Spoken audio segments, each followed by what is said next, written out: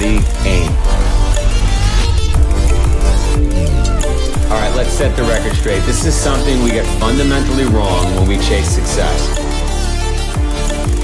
We think we need to know everything before we start something. This could not be further from the truth.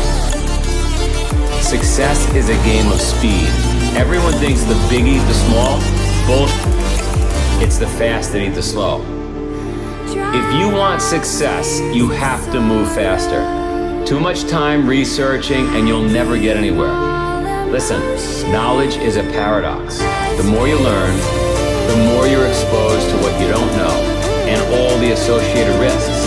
This is why most people get stuck. So do not let a lack of knowledge stop you. Let it fuel you. You have to learn on the job. The goal is to start.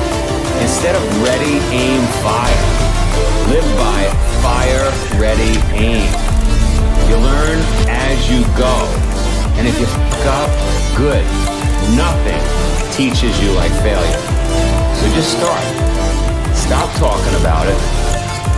If not now, when? If not you, then who? Listen, someone else is starting right now. So get going. Fire, ready, aim.